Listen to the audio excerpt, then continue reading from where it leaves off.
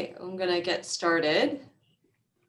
Gracias por asistir a la reunión pública del proyecto Rutas Seguras a la Escuela en la calle de Henry. Thank you for joining the City of Kingston's Henry Street Safe Routes to School project virtual public meeting. My name is Kristen Wilson, the Director of Grants Management, and I co-manage this project with Ruth Ann Devitt Frank, the city's grant manager. I will be moderating the meeting today. Live interpretation of the meeting will be available in Spanish, and our interpreter, Christian Avila, will explain how to utilize the interpretation feature in Zoom. Mi nombre es Kristen Wilson, directora de gestión de fondos, y coadministro este proyecto con Ruth Ann Devitt Frank, gerente de fondos de la ciudad. Voy a moderar la reunión hoy. Podrán escuchar una interpretación en vivo de la reunión en español y el intérprete Christian Avila explicará cómo pueden utilizar la función de interpretación en Zoom. Hi, good afternoon. My name is Christian, and I will be interpreting today's meeting from English into Spanish with Wendelin. We are members of Kingston's Language Justice Collective. Buenas tardes, mi nombre es Christian y voy a interpretar esta reunión del inglés al español con Wendelin. Somos miembros del colectivo de justicia del lenguaje en Kingston. We'll be using the interpretation function. It's for anyone who isn't comfortable in both English and Spanish. Vamos a la función de interpretación de Zoom. Es para todos que no se sientan cómodos en inglés y español. And now we'll give a quick overview of how to access the interpretation function. Vamos a dar una breve resumen de cómo acceder a la función de interpretación. The interpretation function has been activated at this point. You should see a globe icon on the bottom right of your screen. La función de interpretación ha sido activada. Usted debe ver un icono de un globo en la pantalla. If you're joining from a tablet or a phone, click on More and click on Language Interpretation. Si está conectando de un teléfono celular o una tableta, haga clic en More y seleccione Interpretación de lenguaje. Simply choose your language channel. Simplemente seleccione el canal de lenguaje. There is an option to mute original audio, in which case you will no longer hear the presenter's voice under the interpretation. Hay la opción de silenciar el audio original, en dado caso que no quiera escuchar el audio de los presentadores abajo de la interpretación. At this moment, we're listening to consecutive interpretation. And now we will start in simultaneous interpretation in a moment. Estamos escuchando interpretación consecutiva ahora y comenzaremos interpretación simultánea en un momento. If you still can't see the globe, don't fret. The recording of the meeting in Spanish and English will be available on YouTube tomorrow. Don't suffer in silence. Message myself or Wendelin, and we'll do our best to troubleshoot the connection to the language interpretation. So now let's do a quick take. At this moment, it's simultaneous now. At this moment, let's do a quick check to make sure the function is working. Creating a multilingual space is a shared responsibility. And language justice at its heart includes the right for everyone to communicate in our languages and respect for the language rights of all peoples. We want to begin by acknowledging the languages here today, as well as the languages of the indigenous people of this land, the Munsee Lenape. Equitable communication in a bilingual space is a shared responsibility among all of us. Here's what we can do to help. Look out for communication cues from us. If you're going too fast, try to speak a bit slower. You may see us doing this motion or message you in the chat to speak slowly. This is especially important when reading off text. So I do this motion to slow down. And I mentioned about the speaking at a moderate pace. And it's impossible to interpret if more than one person speaks at a time. So if you hear more than one voice, you will see us to do this one motion, just one mic, one person at a time. We can't interpret multiple voices at the same time.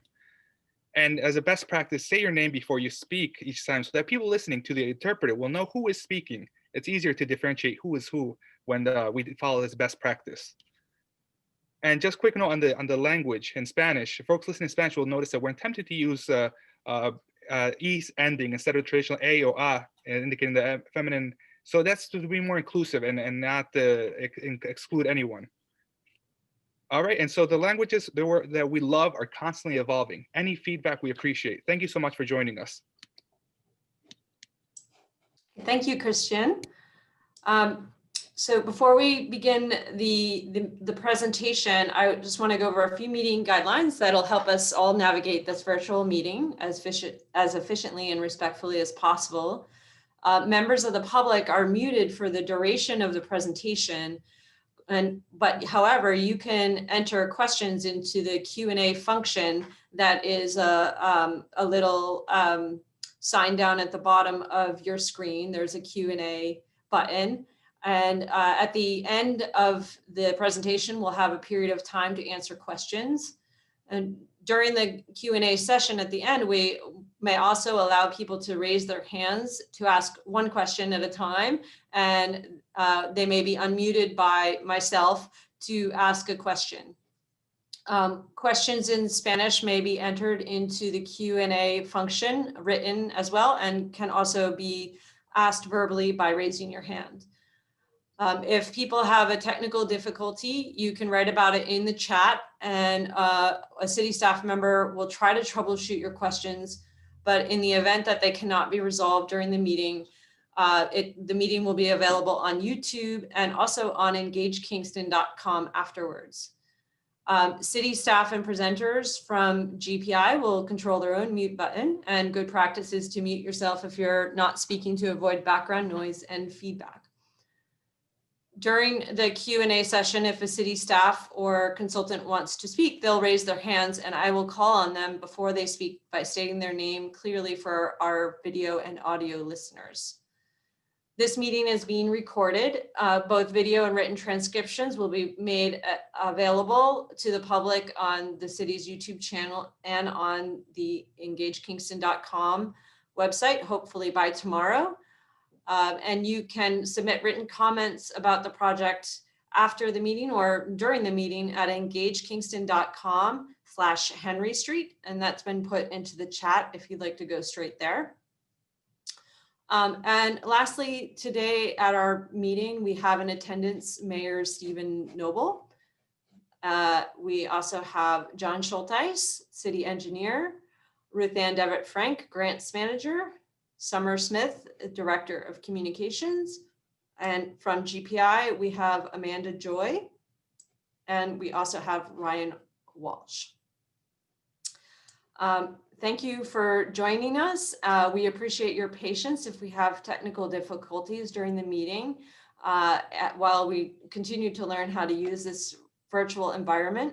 And I encourage you to share about this meeting, share the YouTube link, share the website with your friends and neighbors. We'd like to hear from as many voices as possible about what we are going to present today. I'd now like to turn the meeting over to Mayor Steve Noble, who will share about the project.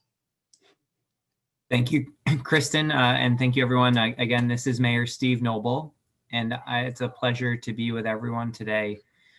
The Henry Street project is a critical piece of our Safe Routes to Schools initiative that we started a few years ago.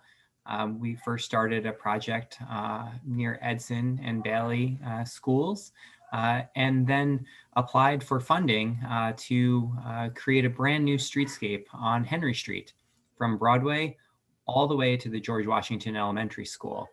Henry Street is a school that is, or Henry Street is a main route for hundreds of school children that attend the George Washington Elementary School. And so to be able to have new sidewalks, new street trees, and to be able to have passageway that is safe and accessible to all is a critical goal of us here in the city of Kingston. And I really want to thank all of the project advisory members who have worked with us and our consultants to be able to get us to where we are today, where we'll be able to unveil designs to be able to allow us to move this project to the next step.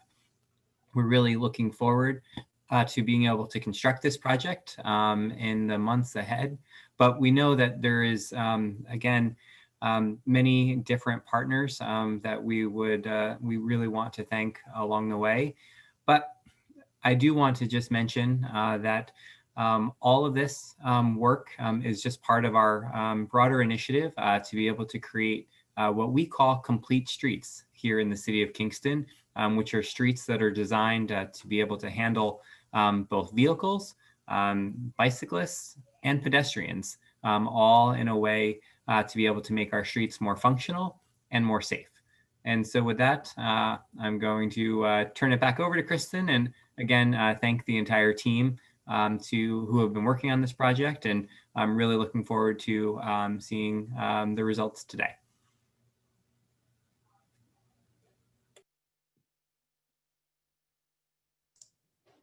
Okay, now I will introduce Amanda Joy. She is from Greenman Peterson, and she's the project engineer for the project. And she's going to share with her PowerPoint. Hello, everyone. As Kristen said, I am the project engineer and project manager for the Henry Street project. I'm going to share a PowerPoint with you today, so I'm going to pull that up right now.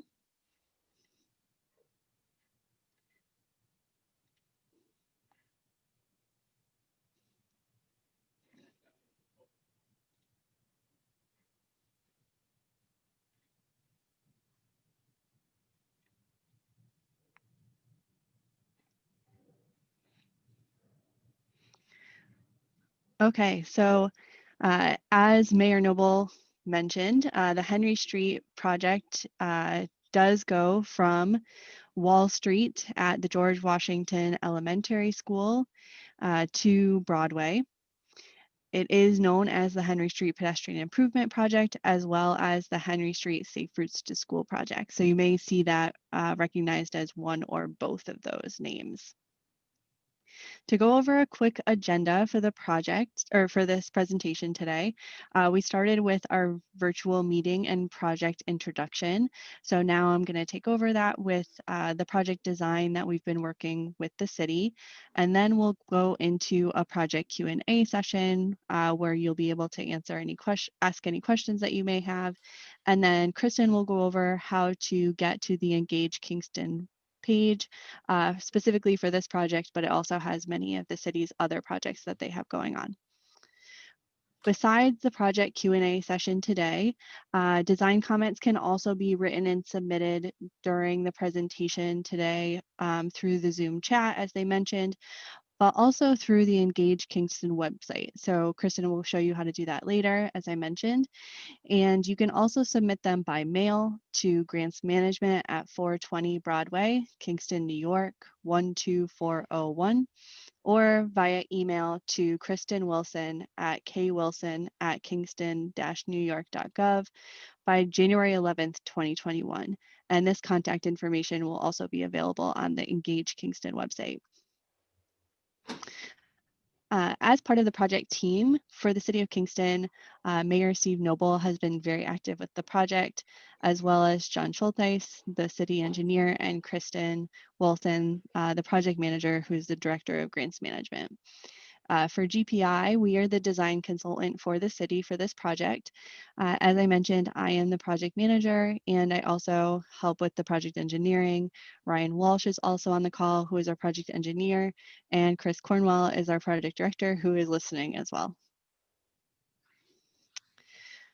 For the project area existing conditions, as many of you may know, Henry Street has a mix of asphalt, concrete, and bluestone sidewalks that you can see in these pictures that are shown on the screen.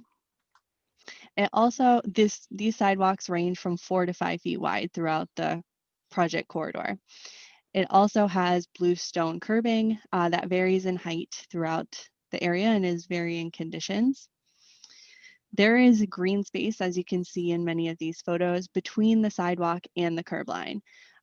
This is going to be important as we talk about more of the proposed alternatives moving forward. But as you can see in these photos, in the green space between the curb and the sidewalk are signs, utility poles, hydrants, and many other things. Besides the sidewalks, there are also some curb ramps throughout the project. Some of them have detectable warnings, like you can see in this picture with the red detectable warning unit. in front of the stairs by the elementary school. And some of the curb ramps are similar to the photo in the bottom right corner, where it's still a full height curb, so it's difficult for someone in a wheelchair with a visual impairment or even a stroller to be able to get off the curb and make the crossing. Besides this, there are many features on Henry Street behind the back of existing sidewalk. You can see many of them in these photos. Those include trees, retaining walls, buildings, porches and stairs or stoops, as well as many landscape features. While these give the area a lot of character, it is difficult to fit some of the alternatives in that we'll be talking about. So I'll get into that a little bit more as we move forward.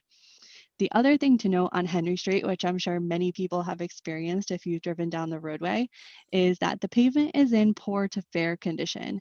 It has been deteriorated pretty significantly in some areas, and there have been many utility trenches dug through this area. So you'll notice those have settled in some locations, and it means that the ride for vehicles is a little bumpy. In terms of the width of the pavement, it's generally 35 to 36 feet wide. So keep that in mind as we talk about the things that we're trying to fit in and the space that we have available. So for project goals, what are we trying to accomplish with this project? One of the main things is to improve the existing pedestrian facilities to increase mobility and safety within the project limits. As was mentioned, this is used by a lot of school-age children. So safety deficiencies affect them most out of anyone on this route. So we want to make sure that they have a safe way to access school from their homes or their neighborhoods. We'd also like to provide bicycle accommodations within the project limits and to provide improvements that uphold and reinforce the historic nature of the corridor. So this project began in 2018. This project has gone through many of the preliminary steps. It started with field investigations where we went out and looked at Henry Street and determined the existing conditions and took many photos and measurements to figure out how we could move forward with the project. We also completed environmental studies. Two of these include historic and endangered species. There are historically eligible properties along Henry Street. There are two of them. One is the Transart building, if any of you are familiar with that. It's at the corner of Furnace and Henry Street. And also one of the residential buildings on the corner of Clinton and Henry Street is eligible as well. We also noted the existence of the bluestone curb and sidewalk in our historic submissions to be considered by New York State DOT and the New York State Historic Preservation Office. Besides this, we also looked at endangered species. So this is something that needs to be considered on all projects, specifically if there is a possibility that trees may be cut down.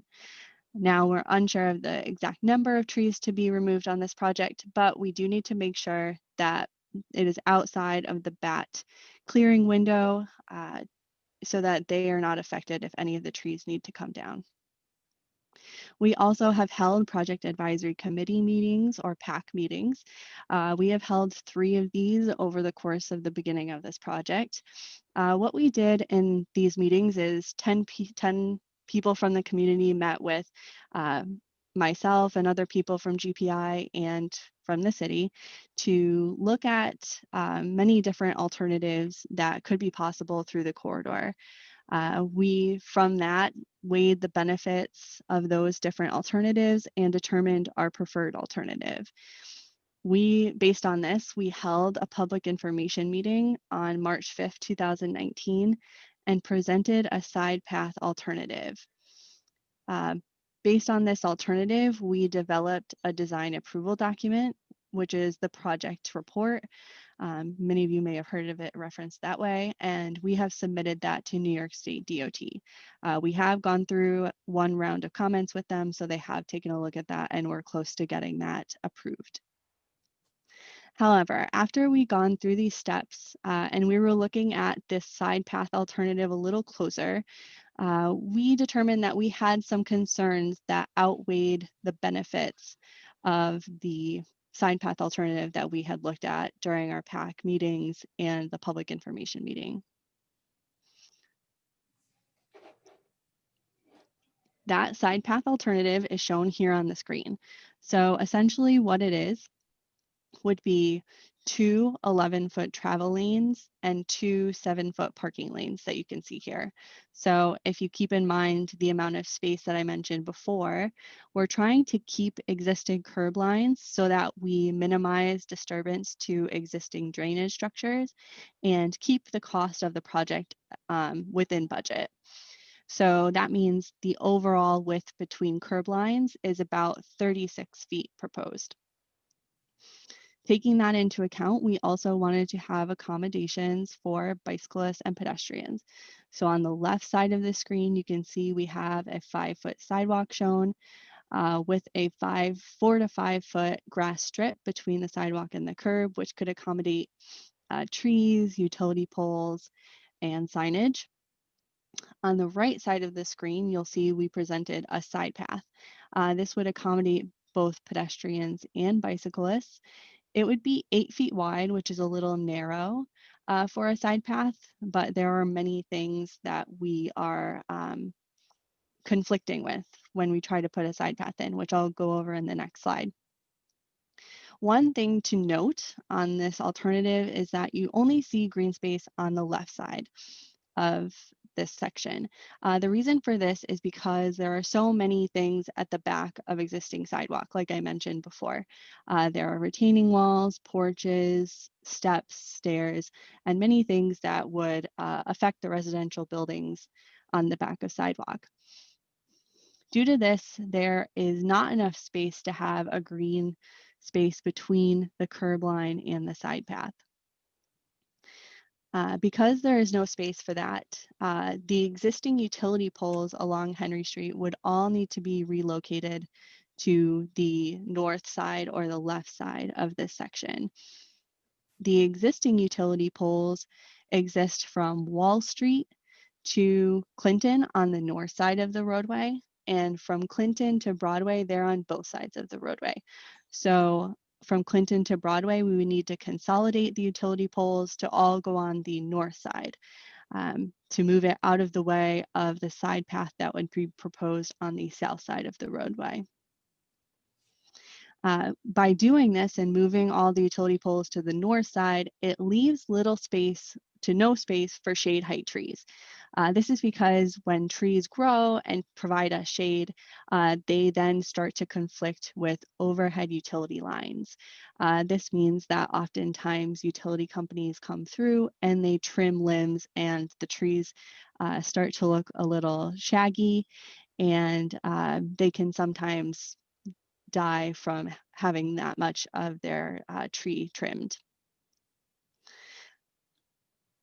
Besides the utility poles and the trees, another thing to consider for the side path is that because of the location of many retaining walls along Henry Street, it leaves little to no room for snow storage.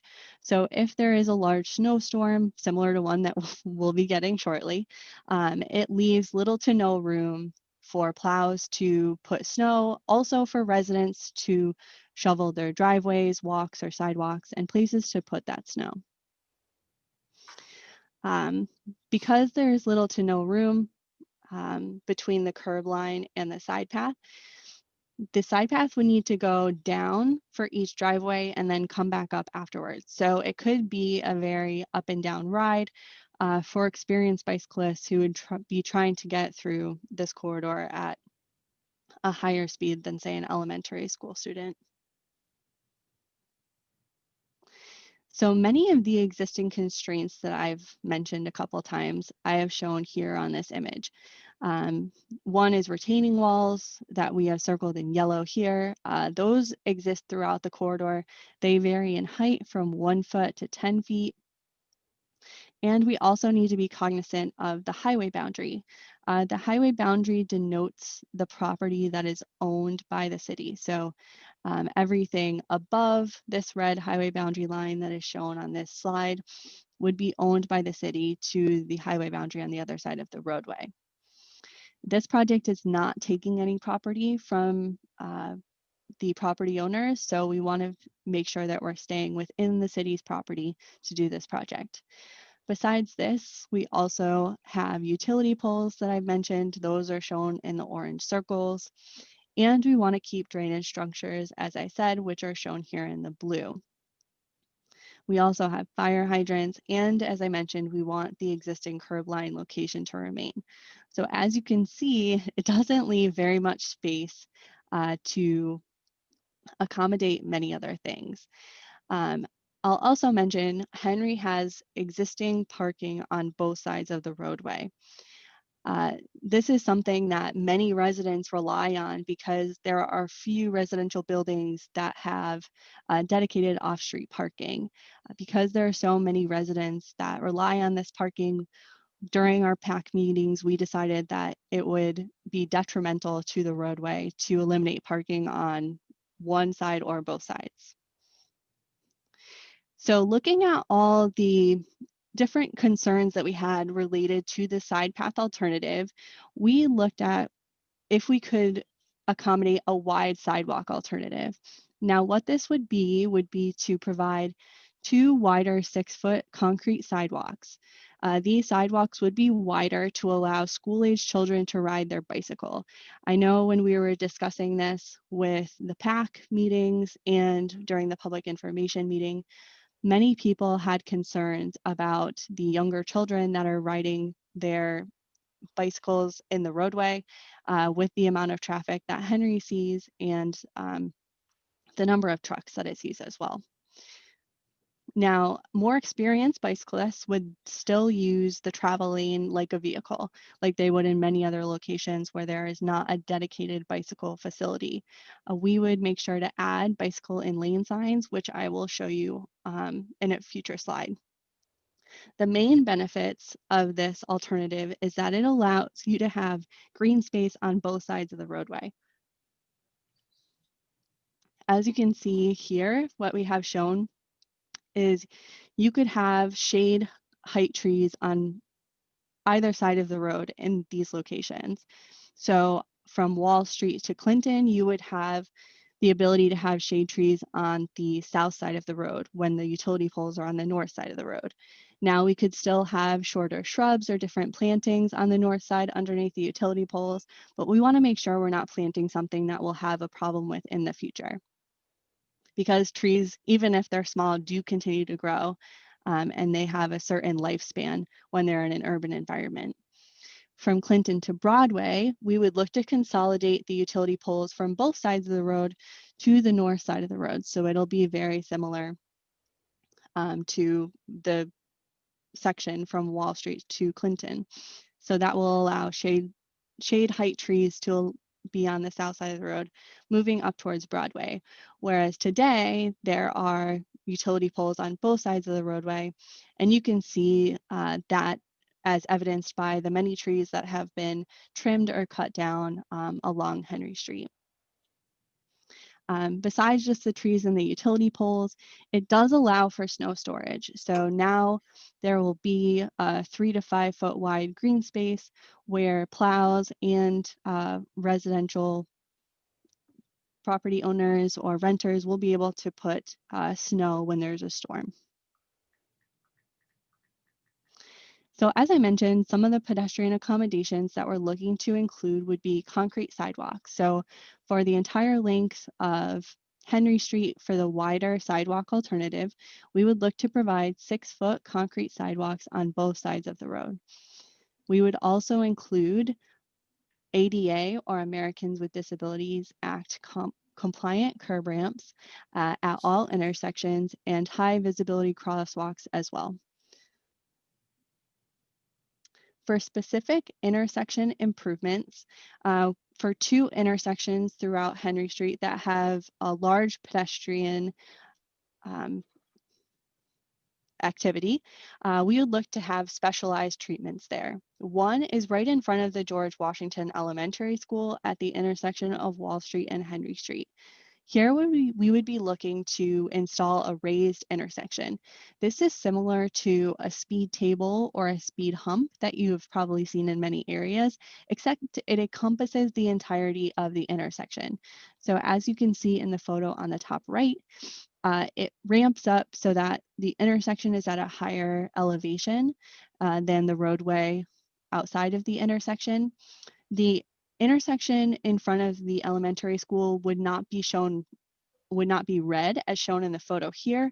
It would be left as asphalt, but we have discussed this leaves a lot of potential for maybe local artists or the school to do a mural or something in those areas with street paint that can then be replaced throughout the years, which is a great option. The benefit of a raised intersection is that it requires vehicles to slow down. They need to go up in elevation, so in order to do that, they need to go through the intersection at a slower speed. It also brings more attention to the crosswalks in front of the school. From what we heard during the PAC meetings, this is a big concern, especially for school-age children, because they're a little closer to the ground, so they're not as visible as adults are. And we want to make sure that people are paying attention to the crosswalks and looking for those students who are crossing. Another issue that we've heard a lot about is that during school pickups and drop-offs, when school was in session, there was a lot of parking in the intersection, and not just one car parking, but a lot of double parking. So what we want to do is dissuade parking in the intersections. Besides the fact that it takes up room that should be used by vehicles that are traveling through the intersection, it also detracts attention from the crosswalks. So if there are many cars parked in the intersection, it means that those kids are less visible. They're not taller than a car, so that will mean that it's more difficult for someone who's driving through the intersection to see a child who is trying to go across the crosswalk. Another intersection that we're looking to do a more upgraded feature is at the intersection of Clinton and Henry. There we're looking to do red methacrylate bump outs. So all methacrylate is a red paint. It's similar to the photo that's shown on the bottom right. Here you can see the bump outs are painted in yellow. We would be looking to do something very similar, just in a red color. The benefit of doing a painted bump out is that it's less expensive than a curb bump out. As I mentioned previously, we're really trying to keep existing curb lines in place, which means that we can keep existing drainage structures, which decreases the cost of the project exponentially. So by doing this, we have a less expensive alternative, but we still bring more attention to the crosswalk. That red paint makes the crosswalks more visible, and it also encourages slower speeds through the intersection because it provides a narrower visual corridor. So the area that you can drive through the intersection is narrower, made by bringing that paint further into the intersection. And I'll show you overhead views of these two intersections that I was speaking of now. On the upper left-hand side, we have the Wall Street raised intersection shown. Wall Street is one way, so we will have vehicles ramp up to the intersection and then back down if they're continuing on Wall Street. And then if you're continuing onto Henry Street and making that right, you would ramp back down as you go down to Henry Street. On the bottom right-hand side, you can see Clinton Avenue painted bump outs. Here you can see the red bump out, and you can see how it narrows that intersection. It makes it so it's less appealing to go fast through the intersection, and it will hopefully create more safe conditions. Another thing that we're trying to be very cognizant of is bicycle accommodations. Unfortunately, the corridor is very narrow. As I mentioned, the roadway is 36 feet wide, which leaves barely enough space for 2 travel lanes and 2 parking lanes. So we're trying to accommodate bicyclists that are experienced within the existing travel lanes and younger school-age students on the wide concrete sidewalks. To bring attention to the bicyclists that will be traveling in lane, we will be adding bike in lane signs that are similar to the ones shown in the upper right-hand side. Besides just adding these bicycle facilities for the roadway, we're also looking to add a bicycle shelter at the George Washington Elementary School. It will be something similar to what's shown on the bottom right-hand side of the slide. And it will be available for use by the students at the school as well as the community. So that wraps up a lot of the discussion on the project design. So I'd like to tell you a little bit about where we are in the project and how we'll be moving forward. For the schedule, as I mentioned, we have been working through preliminary design and we are working to finalize that now. We are working to finalize the schedule now. Today, we are hosting our public information meeting and we'll be moving into advanced detail plans, and we're looking to do that in February. Once we get into the advanced detail plans, we'll submit those to the city to take a look at how the project design looks. They'll comment and review those through March, and then we'll progress the plans even further to be construction plans that we will submit to New York State DOT in May of 2021. New York State DOT will then review all those documents that we have submitted and approve them to go to construction. From there, we will work with the city to advertise projects to the contractors in July of 2021. After that, the project will be awarded to a contractor in August, and we hope to start construction in September of 21. And then we look to have the majority of construction take place in the summer of 2022 to be completed by September of 2022. And that's all that I have. So at this point, I will turn it back over to Kristen for questions.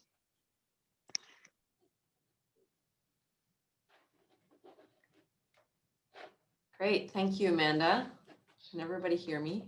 Yes, okay. So we'll now do a question and answer period. So just want to remind people that you can use the icon at the bottom of your Zoom screen called Q&A for questions. You can also raise your hand, and I believe what you do is you scroll to the bottom of the participants list. So there's a participants icon over on the bottom of the Zoom screen. You scroll to the bottom of that, and on my screen, there are 3 dots that you click, and then a menu shows up to say raise hand. So looks like somebody has figured it out. So I just want to, let's see here. I just want to remind folks that do raise their hands when I will allow you to speak, and you can ask one question, and then we'll allow others to speak or answer other questions. And then if you have another question, we'll come back to you. So let me just check okay, no questions in question and answer. See if I can figure out who is raising their hand here.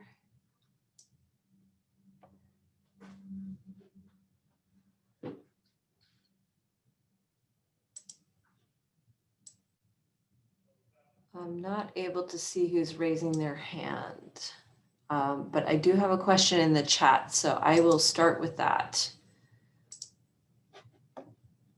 Okay, so why is it not possible to use a dedicated bike lane on one side of the street?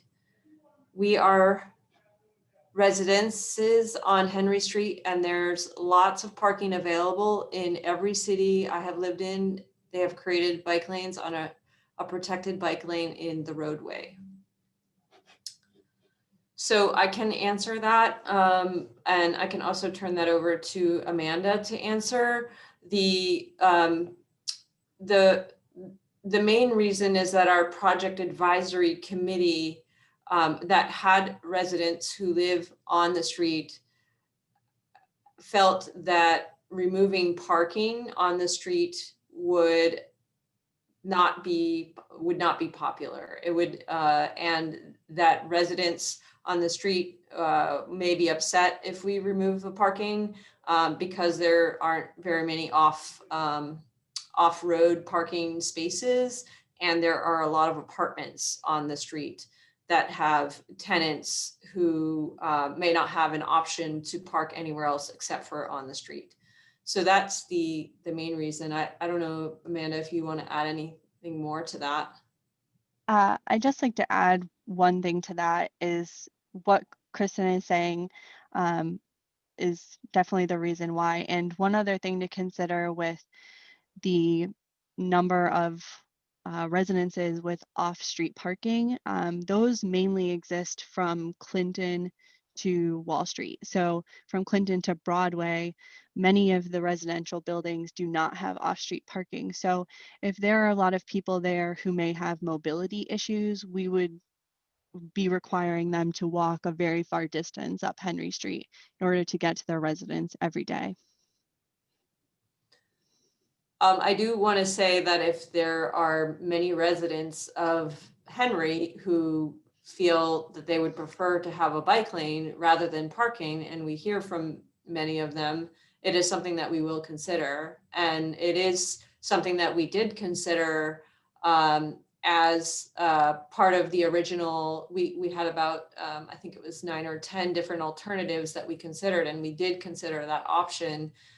So if there was a groundswell of Henry Street residents who felt they would prefer a bike lane over parking, then that's something that could possibly change.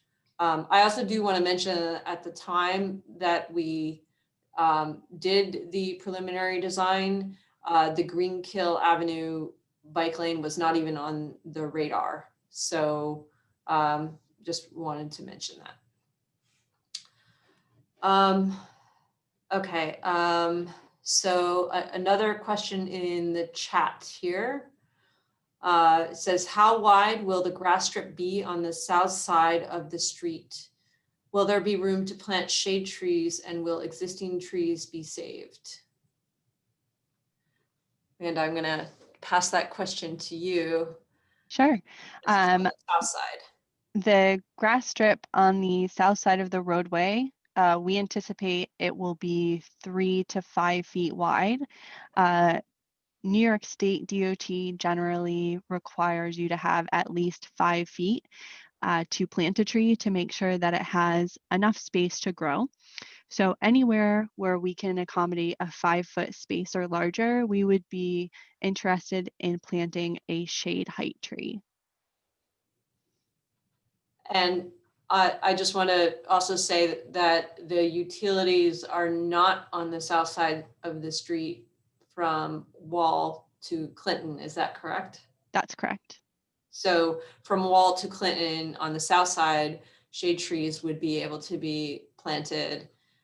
Then beyond from Clinton to Broadway, we have utilities. So it does limit our tree choice more. Yes, we're going to work with Central Hudson to try to consolidate the utility poles from Clinton to Broadway so that we can hopefully only have poles on one side of the roadway. So that will help us to provide shade trees on one side of the road.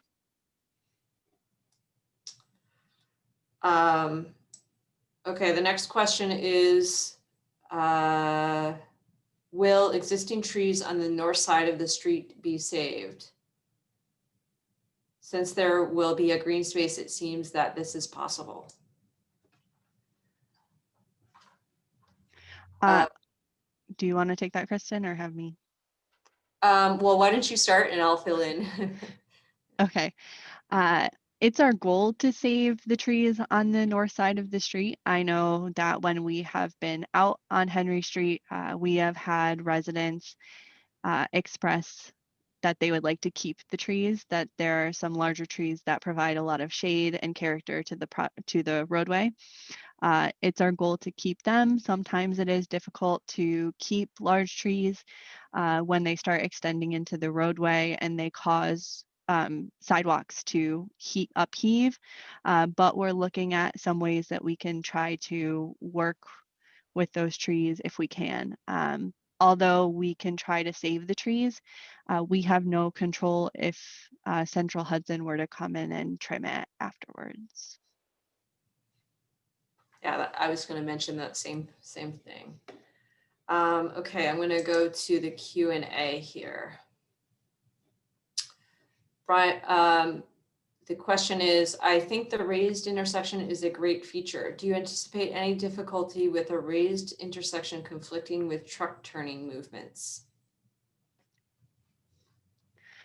Raised intersections can be difficult for truck traffic, and there is a lot on Henry Street. However, we are making every effort to make sure that the intersection is clear, which is something that it normally is not through most of the day when school is in session. So that will give trucks a little more room for movements, as well as we have seen raised intersections in practice and watched trucks navigate over it with no issue. So we are hopeful that the raised intersection will not cause any issues with larger trucks using Henry Street. Okay, the next question is, for clarity, the idea is that there's a choice between the two projects, side path versus wide sidewalk.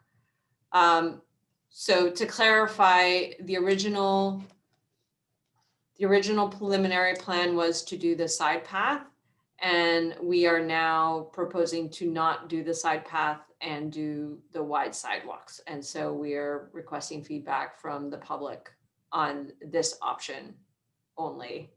I hope that's clear. You know, again, I just want to reiterate that the public can provide feedback, and we will respond to all of the feedback that we receive, and that will be posted on the Engage Kingston website after the public comment period has ended. So if there's specific public feedback, it could change the project design. I do want to say that that's the point of holding this public meeting and getting everybody's feedback. Has there been a study of the infrastructure on Henry, sewers, etc., that could be affected by the project? There were sewer issues on Broadway, and is that likely to happen here? So I will start by saying, yes, we have done a study of the sewer under Broadway. I'm not sure if John Schulteis is still present on the meeting.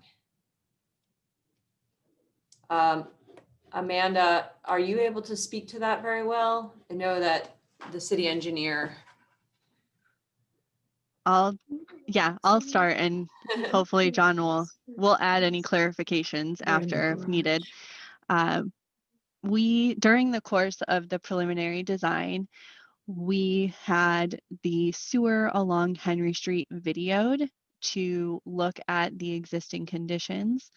The sewer on Henry Street is over 20 feet deep, and it is quite old. So there have been issues with the sewer line in the past. When we took a look at the existing sewer system, we determined that it would be beneficial to replace it at some time. Replacing it in kind or replacing it to the existing 20-foot depth did not seem to be the best option. So the city had decided to take a pause on replacing the sewer system and look into other options for the future that would be more financially feasible. I also just do want to mention that we did apply for funding to fix the sewer under Henry, and we do have a grant for 25% of project costs for sewer work under Henry. And my understanding is that the engineer wants to focus that money on two specific trouble areas. And he had some pretty serious concerns about unearthing the sewer at the 20-foot depth, which could result in a lot of disturbance to the residents on the street, to the tune of, you know, potentially people having to not live in their houses until for a short period of time until that specific area could be fixed. So he felt that it would be better to focus on some of the trouble areas. That's my understanding. He's not on the meeting anymore, but if people have further questions about that, we can get them answered in a written form. Okay, let's see. There's some questions in the chat and some in the Q&A, so I'm kind of going back and forth between the two here. Will there be a lot of trucks and construction noise during the process of construction, or will the high impact noise be limited to a few months? I would say that I would anticipate the construction would only take a few months. The timeline that we showed from September 21 to September 22 would not be active construction for the entire length. Oftentimes we will award a project in the fall, and that allows the contractor to do work in the winter if they need to. A lot of times that means cutting a tree if we have to do so. And then they would start work back up when the ground thaws more in April or May. And then they would have a few months of consecutive construction time. And then they would do any final work and wrap it up by September. So that's a long conservative construction window to encompass everything.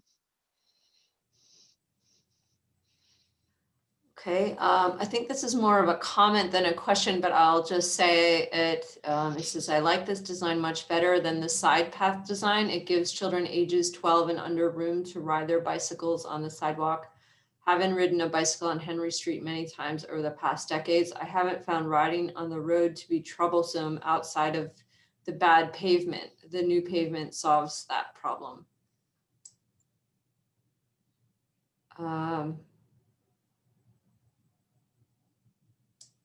And let's see. Okay. Oh, there's one. Okay, you mentioned you reviewed historic assets. One historic bluestone on both sides of the street for a portion of the sidewalks. Was this considered? I think it means there's historic bluestone on both sides of the street for a portion of the sidewalks. Was this considered? Yes, this was considered. Anytime we have bluestone sidewalks or curb for a project, we include that in our submittal to the Historic Preservation Office. This is also something that we discussed in detail with the Public Advisory Committee. This project is not in a historic district in Kingston. So the committee felt that it wasn't necessary to replace the bluestone to uphold the nature of the roadway. It also had to do with the cost of bluestone sidewalks and the fact that they can be more slippery in icy and wet conditions for people that may have mobility issues. When the bluestone sidewalk and curb is removed, it will go to the City of Kingston Bluestone Bank. And just to reiterate that bluestone generally costs about 3 times the cost of concrete. So when you do that for a long stretch, those numbers can add up really quickly. And just to give clarification on why it costs so much is essentially you're building a concrete sidewalk. It's the same sidewalk that you would see for a concrete exposed sidewalk, and then you put the bluestone on top of that so that the bluestone has a solid base to maintain its stability throughout its lifetime. So that's where the additional cost comes from.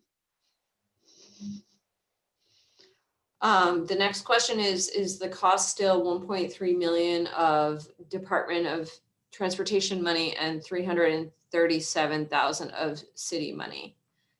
I think the answer to that question at this point is that is the grant funding that we have available, and we are aiming to keep the project within that budget. It also is very dependent on the design. So what we ultimately choose as the final design will determine the cost. I think we were discovering with the side path that it was, I don't know, Amanda, maybe you can say more about that, but I think that we were discovering that it was going to cost more than our budget. Yes, with the side path, we were a little over budget, just because it is a wide area to have a concrete side path. The next question is, let's see here.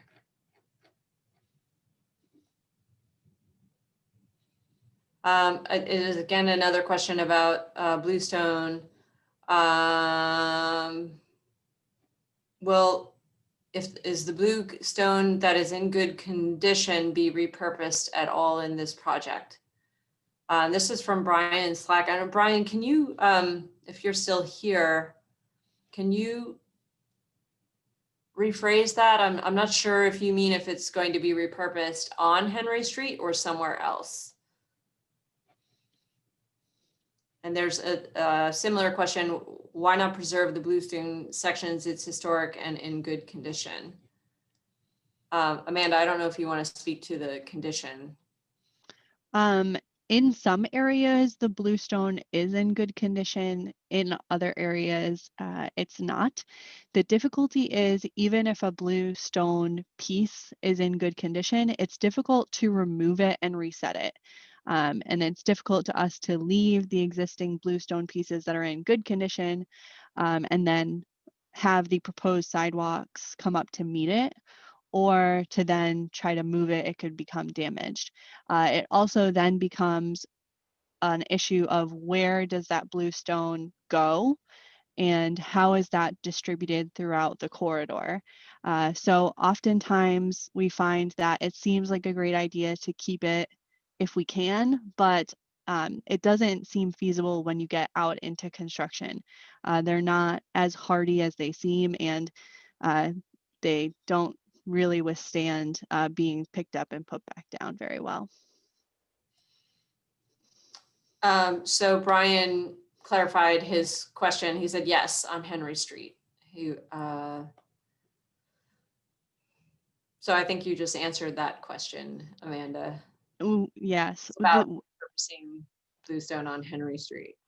The other thing I could mention is on other projects, we have used existing bluestone curbing to line areas where plantings go or trees. So I know bluestone sidewalks usually go into the bluestone bank for the city to use in future locations, but we could look at if the bluestone curb could be repurposed in planting or other landscape areas.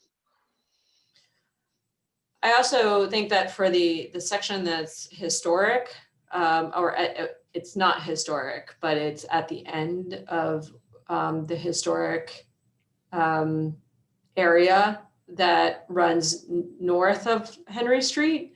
So we were considering bluestone there.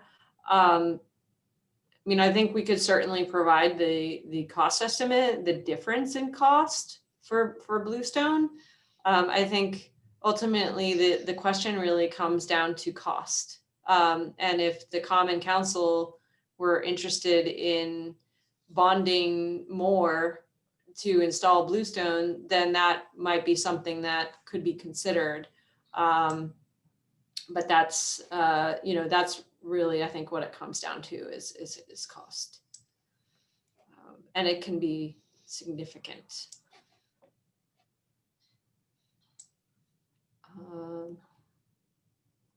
Let's see. I do have an attendee who has their hand raised. So Lynn, I'm going to allow you to speak now. Hi, Lynn, I allowed you to speak so you can ask one question. If you're able to unmute yourself.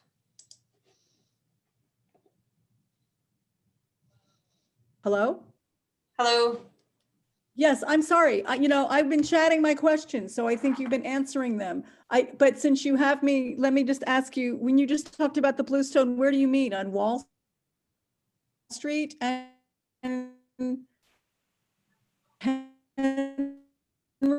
when you were just talking about the possibility of. I believe it was between, Amanda, maybe you can correct me. Is it between Fair and, I'd have to look. There's a section of the street that is right at the end of the historic district. Yes, because I know on Franklin, you're going to preserve the Bluestone in that area, right? Because that is in the historic district. Yes. So that's what you're talking about, an extension Yeah, of that. it's 2 blocks at the end. Let me just- Okay. I believe Okay, and since I'm sorry, I know that you want to be fair and get other questions, but since you have me on, I just wanted to say, could I just reiterate? I just want to make sure I'm clear about the trees. So the trees would be, shade trees would be on the south side of the street, and that would be from Clinton to Wall, correct? Yes, and further, if we're able to get Central Hudson to move all of the poles to the other side of the street. Okay, because as you know, there are shade trees off Broadway on both sides of the street. I think there's one on the north sidewalk and 2 maple trees on the south. And Central Hudson's been trimming them. I mean, they've had the trees, they've been trimming them. So I assume that those trees could remain, at least the ones on the south side. But I guess this is getting into detail that you'll have to look at further on the project. Yeah, and just to clarify, once we're at the preliminary design stage, and then once we decide that we're moving forward with this street layout, then we will do more of a detailed analysis of those trees and what can be done, what can be saved and what can't. Also, in between advanced detailed plans and construction plans, that's when we would reach out to the Kingston Tree Commission to discuss what trees we're able to put in and what types and what species. We would go over that with the Tree Commission at that point. Okay. And Amanda, I don't know if you just want to mention the numbers of trees that we anticipate adding. I think it was, I can't remember the numbers that are currently on the street and what we will be adding. Do you remember? I can't remember exactly off the top of my head, but I believe there's somewhere between 8 to 10 existing trees. Most of them we believe can be retained, and we were anticipating adding at least 10 to 15 trees. So we would be looking to kind of double the amount of trees at least on the street. That's conservative number. We would like to provide as many as possible. Great. Okay, thank you. All right, thanks, Lynn.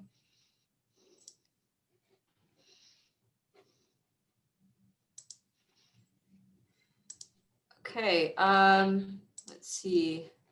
Looks like there are no more questions in the chat.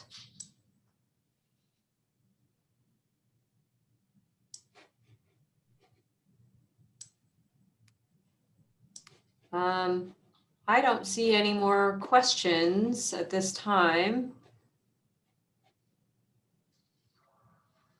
So if there are no more questions at this time, just maybe give people a few more just like maybe a half a minute more to type anything or raise your hand.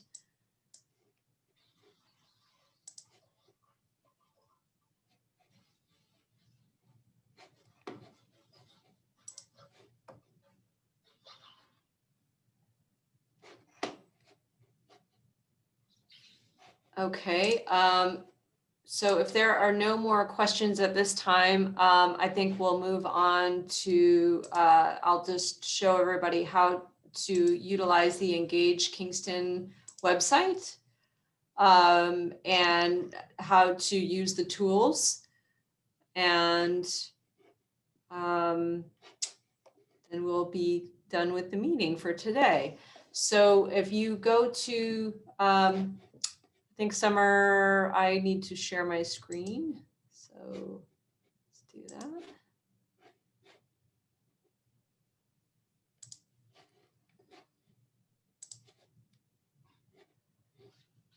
I think I'm on the wrong share there. Let's see, wrong screen.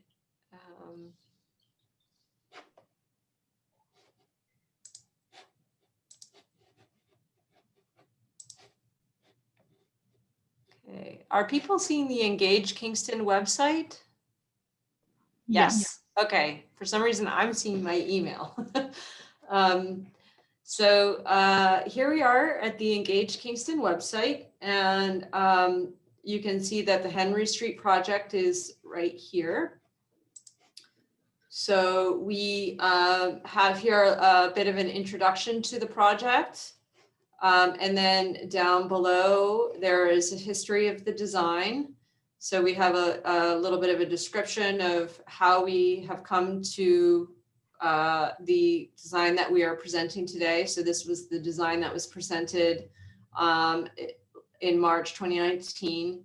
And now we're here. So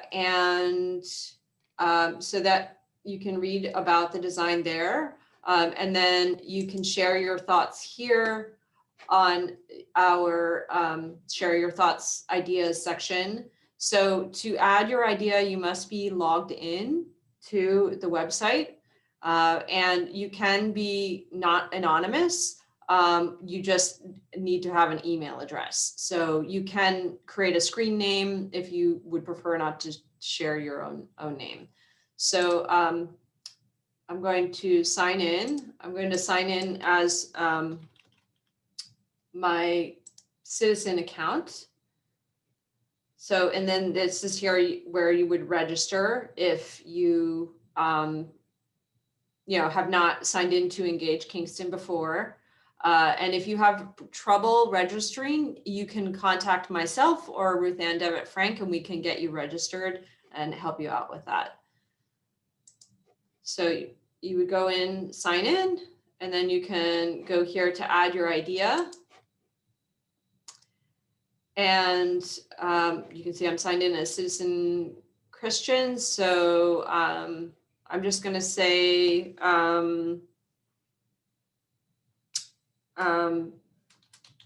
having more trees would be better. This is the title of my idea. And I just want to note, we did have somebody who thought that we were only able to have 140 characters for your idea, but you can actually enter a very long description. So this is where you would type a much longer description. I tried doing that earlier. I was able to just keep typing for a long time. So should be able to put in a very long description of your idea if you would like. And you can also upload an image if you have a specific picture of the street or a specific thing that you want to show us and tell us about. It's really helpful if you can upload an image. And so then you add your idea. And other people who come here can share this idea on social media.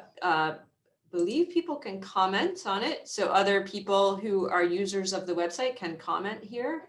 And you can also like the idea or heart the idea. Also, I just want to say that if folks would like to write their ideas in Spanish, that is fine. You don't need to write them in English. You can write them in Spanish. I should mention that there is an option to change the language of the website to all of these languages. So if you're Spanish speaking, you can change the whole website to Spanish, and you can see that translation here. I believe it uses Google Translate, so it's not perfect, but it is available in Spanish. And many other languages. So also just want to show you, Amanda, Joy, and myself are here. We're listening. We're following the comments that come in. We have some key dates. The comments will be received until January 11th. We also have a little bit of information about the life cycle. And in the future, we may have some design documents that we upload to this website. If anybody has questions about the use of the website, I'm happy to take them. I can see the participants.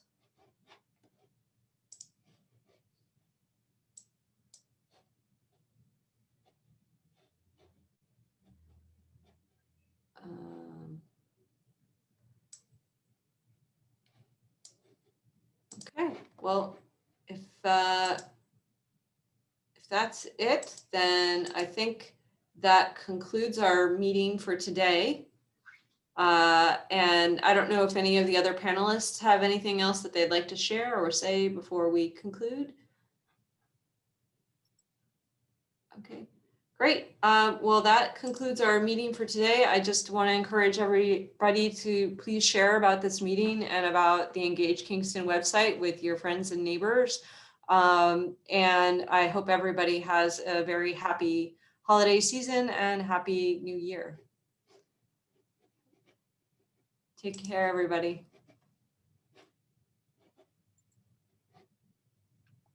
Bye-bye.